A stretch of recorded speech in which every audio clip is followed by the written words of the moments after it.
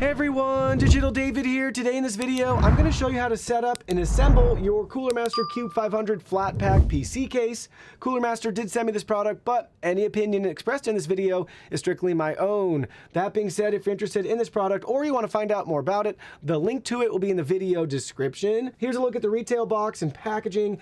This case is available in multiple colors. We have the white color option here. Now let's go ahead, let's open it up and see what's inside. Here are some, but not all of the contents. We'll look at the rest of them in just a second. There was a lot to unpack in this box. First up, you'll see user guide and manual with configuration instructions depending on how you want to set everything up. Next, you'll see we have our hardware kit here, screws, standoffs, grommets, zip ties, everything we need. Then we have brackets and pieces for the case. You'll see all those right here. Got our power cord integrated into it. You'll see our front panel right there with power button. Pretty cool. Love that everything's actually white and matches even with the cabling. Got our rear exhaust fan there. Get a feel for that. You'll see we have 4 feet for the case right there. Next, our radiator bracket. Additional panels with removable magnetic covers.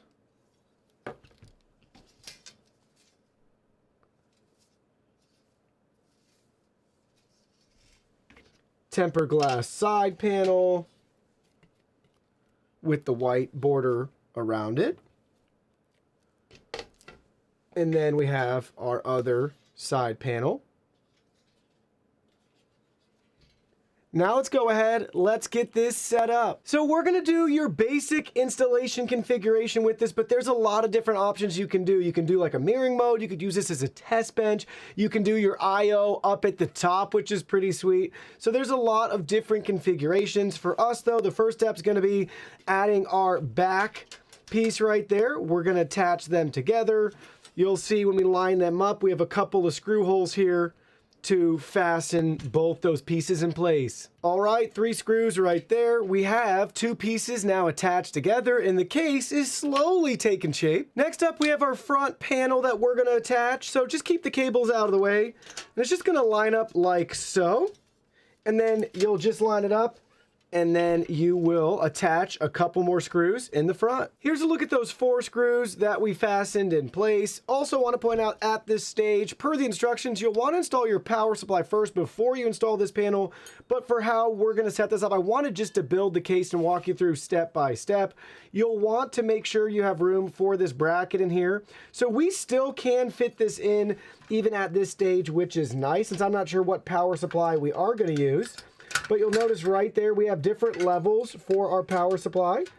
And we can actually still use, I believe, all 3 of them. If I just get a little creative here, maybe I think we can get that last one into up at the very top.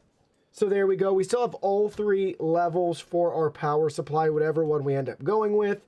But it will be a much tighter fit to do this after the fact. But the good news is, guys, this is a flat pack case, so we can easily take off a panel as needed. So then you'll see on this side we still have all the room and options to lock our power supply in place right here. Next, we're to install the bottom panel. So here's the bottom panel right here. It's basically only going to fit one way, just like you're seeing here. Now we need to fasten it in place. There's the 2 screws to get everything connected.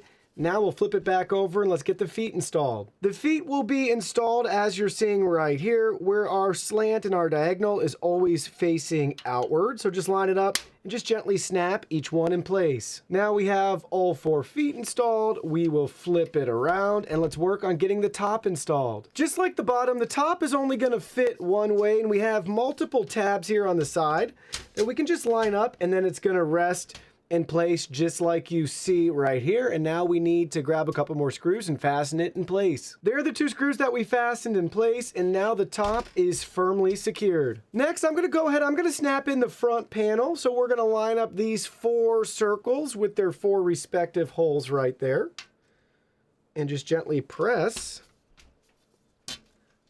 that in place. We can remove that as needed. Same with the top as well. You just got to pry them up just like that, and you'll see that they come up, and we can take those 4 holes again and gently press everything back in place. Now we're going to go ahead, we'll install the back panel. So you'll see right there how it's going to be configured. So we'll line these 2 up at the bottom, and then we should be able just to gently snap everything in place. So look at that. That's pretty cool now. See it from the top down. We'll look at it from the front, but there we go. We have our back panel installed. Last but not least, it's time to get that front tempered glass panel installed. And just like that back panel, the front tempered glass panel is going to be the same. We have a solid piece up at the top, and then we have our 2 split tabs down at the bottom.